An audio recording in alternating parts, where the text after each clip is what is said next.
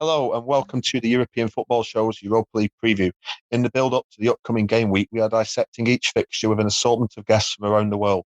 In today's clip, we look at FC Barcelona versus SSC Napoli, arguably the match of the playoff qualifying round that awaits us this coming Thursday. To go into depth on Barca, first of all, we are joined by Omar Hawwash, based out in Copenhagen, Denmark. Omar is a journalist, commentator, and is chief editor of Blaugranagram, an independent news outlet for all things Football Club Barcelona. Omar, welcome, and it's great to have you on this Breaking the Lines Europa League preview.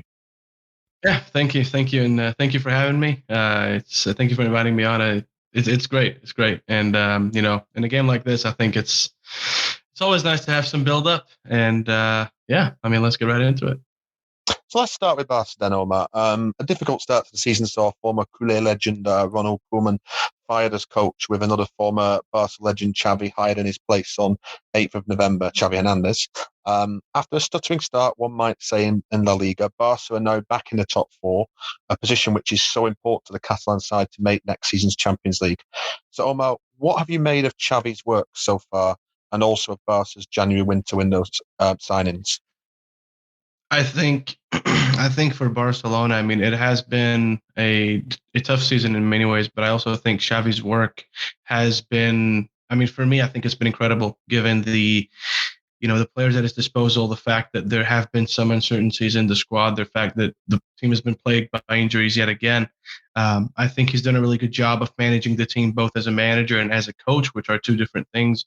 And I mean, you can tell because I know a lot of people were skeptical when he first took over, saying that, well, his experience has only been with Qatar. But I think his knowledge of FC Barcelona, what it means to manage the club and what it means to be at the club, I think has been huge. And then you add to that the arrivals of Dani Alves, the arrivals of Pierre-Emerick Aubameyang, Ferran Torres. I think a lot of the signings that Barcelona have made will prove to be very, very good.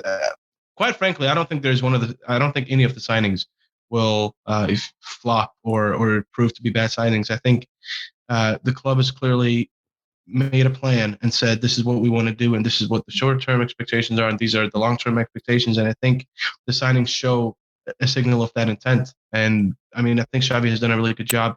I think he's clearly instilled a new spirit into the team. The team feels rejuvenated. The players, especially the veterans that people had a little bit of criticism, will come out and shown that they're still in this and they're still very much of high quality. So I think overall, I think it's been a tough start. It's been a rocky start, but I think Xavi has managed to pick up some pieces, and I think he's building a puzzle that is a long-term one. But I think he's definitely shown signs and steps in the right direction, both as a manager and also as a coach. And I think that's a great start.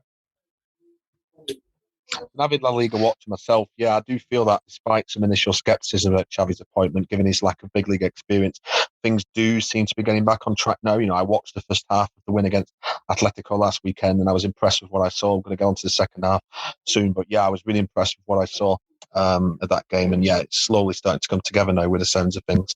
So on to Europe now, and for the first time since the 2003-04 season, when Barca didn't even qualify for the Champions League, Blaugrana will not be participating in the Champions League knockouts. Things do now look better regarding getting a top four spot in La Liga. However, Omar, should winning the Europa League take just as much importance as La Liga for Barca?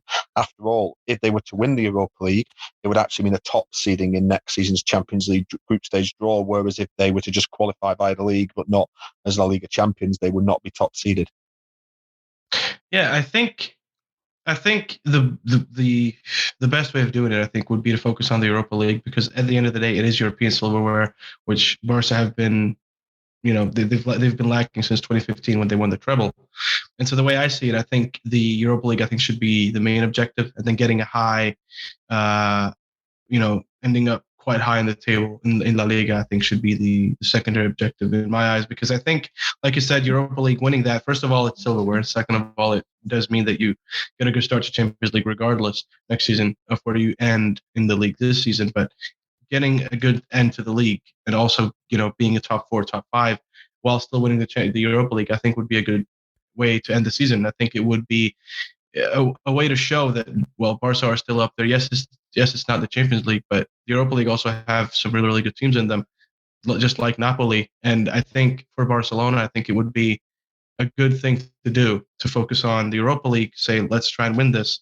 and then also say we want to get a high finish in the league. Don't just put all your eggs in one basket, win the Europa League, and then let's say a top 8 finish in the league. That's not gonna help anyone. But I think the Europa League should be the main objective for sure. Lovely stuff there, Omar. Great insight there. So now on to the match at hand against SSC Napoli. Are there any areas of Barca's squad and style under Xavi that, despite the improvements in recent weeks, you would feel are still weaknesses for Barcelona? I do think that the main issue for Barcelona recently, and of course, you look at the Atleti game and that criticism or that assessment is shut down immediately. But when you look at the chances, the buildup that Barcelona have made over the last couple of games, the buildup has been, in my eyes, really good. But then the final ball, the final through ball, the final shot is what's been missing. Against Atleti, it seemed like Barca finally found that. And of course, that meant having to get Alba all the way up the pitch, having to get Dani Alves all the way up the pitch, and they scored, a decent amount in that game. I wouldn't say they won the game for Barcelona single-handedly, but they were definitely a big part in it on the score sheet as well. And I think I think Xavi at this point is trying to make sure that you get the right players involved. Everyone knows what Alves can offer. Everyone knows what Alba can offer, so on and so forth. And I think for Xavi right now, it's about trying to figure out which formula makes things work against which types of opponents, because that's been the issue for Barcelona in Europe over the years, is that you face certain types of opponents, and because Barca have been playing a certain style, it's not always going to match. And there's going to be a clash where, because the lineup from Barcelona, for instance, doesn't focus on fast passing, but focuses on slow build up and maybe players with less pace, you will get overrun by teams that have a really strong, physically very strong midfield and very fast wingers against, let's say, a Bayern Munich. So I think for Xavi, that's one of the key points. But I also do think that the defense, for me, I think it's picked up. I think it's picked up itself, because that was actually the main thing that I would have said maybe that's a weakness, because I think the midfield is going really well. I think the amount of players that Xavi can choose from when setting up that midfield trio or midfield quartet, I think is ridiculous, and it's a really good sign. But for me, I think the defense would be the one thing that would worry me. But I think it seems like if Araujo can stay fit, I think PK has done a good job. I think against Napoli he could do a good job. I think Longley this season has been quite good when he's been given the chance. Just in general, not just for this game, but just in general, I think he's also been very good. So, I mean, I would say the defense, simply because of the fact that there have been as many injuries as they have been. I mean, it's been ridiculous. First, the right back is out, then you get a new right back, then he's out, then you get a left back, then he's out. So that would be my main concern, would be the inconsistency in personnel due to injuries in defense. And then also whether Barca will put away their chances. But it seems like Xavi is slowly finding a formula for the latter. I'm interested in seeing what's going to happen with the former, though. Lovely stuff there, Omar. And one last thing from Barcelona's side of things, I'd like you to give me a result prediction for the Barca versus Napoli tie. On aggregate, or I'm guessing you mean on aggregate? That's right, yeah, on aggregate over the two games. Yeah, I would say a 4-2 in Barcelona's favor, because I think it is going to be a very fiery encounter. I think historically, Napoli v Barcelona, when Napoli are at home, is always going to be a tough fixture. So for Barcelona, it's going to be about making sure to show that the Camp Nou is a fortress, or at least is getting back to being a fortress. And I think that might be the game where Barcelona will score more goals than they would away at in Napoli. So I think it's going to be a 4-2, but I think it's going to be closer than the scoreline would suggest. That was some brilliant insight there from Omar. Huge thanks for everything on the Barcelona perspective there. And now we move on to the other side of the equation, opponents SSC Napoli. And to profile the Italian giants, we are now joined by Dharnish Iqbal. Dharnish is a writer and tactical analyst for World Football Index at World Football Eye, Breaking the Lines, and United Journal at the United Journal. Hope you're well, Dharnish, and a warm welcome tonight. I want to start the Napoli section by mentioning that the Neapolitans only finished in second place in the Europa League group, ahead of Leicester City and Legia Warsaw, however surprisingly behind Spartak Moscow, who defeated Napoli both home and away in the group stage. How would you assess the Europa League campaign as a whole? You know, those two defeats against a struggling Spartak side domestically must have been a huge surprise. I mean, it was a huge surprise, but apart from that, largely the campaign was good, and I felt what was, I don't know, a little bit of a banana skin group, especially the two games against Leicester. They came through when they had I think they drew to Leicester 2-2 at home, and then they beat them away 3-2, or might be the other way around. I don't remember. Both games were really entertaining. Victor Osimhen played well in both of them, but in terms of the Europa League campaign overall, in knockout football or in group stage football like this, these offshore results can happen. They had a number of different injuries as well in one of the games against Spartak, but because of that, now we luckily get this this delicious tie against Barcelona. So I mean, I'm not complaining. Spalletti would be a little bit aggrieved, but I think it is slightly. They also, I think, are still competing on the Serie A front. Barcelona, clearly La Liga for them is gone. Obviously, fourth spot is the priority for Xavi, but Napoli are competing in a Scudetto race. I don't think that they thought that they would be where they are. They're only 1 point off Inter, but I think that's their main priority. So that the two freak results against Spartak were not poor, but I think we can just cast them off as one-offs, really. Yeah, I literally could not believe it, given, I obviously watch a lot of Russian football myself, and I've seen firsthand how disappointed Spartak were domestically this season. I was just stunned that they were able to defeat, Napoli twice. Football truly is a remarkable sport when that happens. So a little more now about the situation Napoli finds itself in currently. So Luciano Spalletti, his side currently sits second in Serie A, just 1 point behind defending champions and current league leaders Inter Milan, in arguably the most exciting title race amongst Europe's top five leagues in Serie A. Dharnish, given Napoli have a great chance to win a first Scudetto since 1989-90, do you see them potentially throwing more into the Serie A title race than the Europa League knockouts, or do you think the Neapolitans have the depth to cope on both fronts? I honestly think that they do have the depth to cope on both fronts. Their attack is thriving. It contains Lorenzo Insigne, Politano, Zielinski, Chucky Lozano, Ilmaz. This is all within the same attack. You throw in Dries Mertens as well.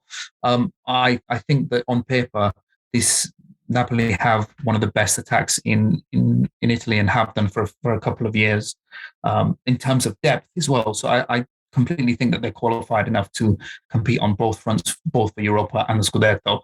The problem I think that they might find it is in the same week before they play Barcelona, they have a massive title decider coming up against Inter on the weekend. Like I said, though, they are probably doing a lot better than what they thought they would. I think a lot of people thought that when Gattuso left last year, because they were all very heartbroken on the last day that they didn't get top four, their aim, I think, was to compete for the Champions League spots. But now they find themselves in the midst of, actually, no, maybe we can do a little bit better than that. We certainly have the attacking depth to cope. Also, on top of that, it's Lorenzo Insigne's last year as a Napoli player. He's been the sort of the new king of Naples, or the son of Naples, for the last few years. If he can lead them towards the Europa League or a title charge for Scudetto, then why not? Honestly, I don't see any reason why they can't challenge on both fronts.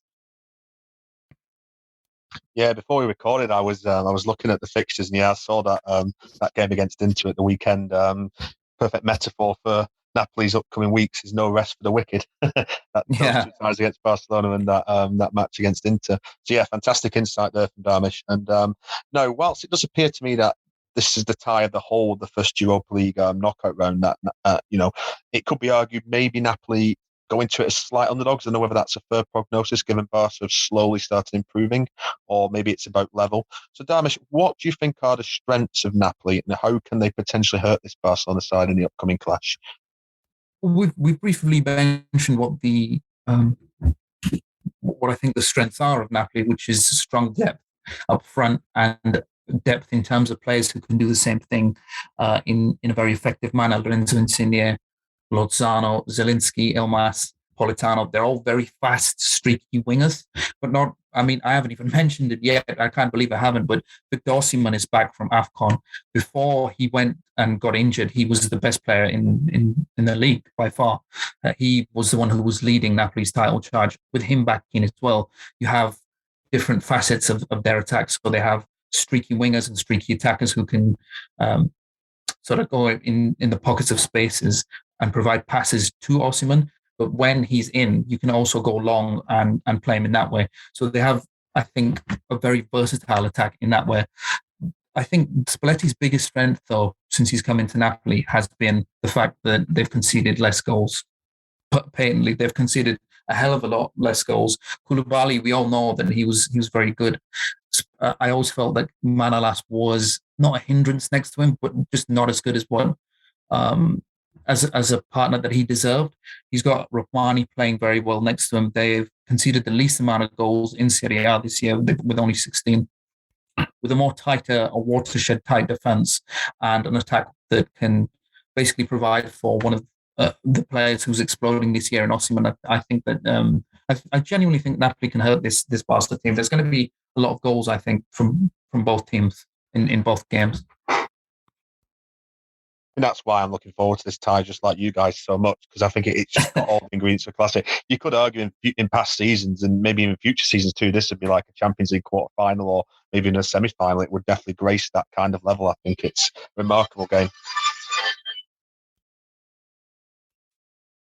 Apologies for that. Someone ringing, I don't know why. We're going to have to cut that out of the recording, I'm afraid.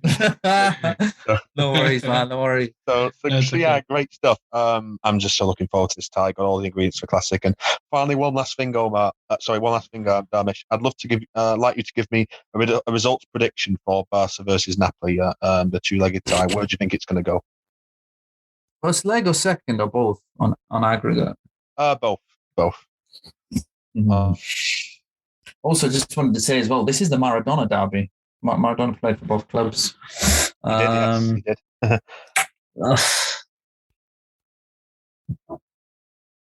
I just have a feeling that Barca's last result against Atletico really, when stadiums all roll together and you just feel a sense of energy with new signings. I just feel that it might drag them over the line for the first leg, but they'll put back in this. I think it'll be tight. I'll go Barcelona for 4-3 on aggregate. Yeah, I'm tempted to say something like that, 3-2, 4-3 on aggregate. There's definitely going to look like there might be goals in this, and it will be very, very tight. So that's great stuff. Thank you very much, Dharnish. And that concludes the latest clip for this Breaking the Lines Europa League special, and it involved Barcelona versus Napoli.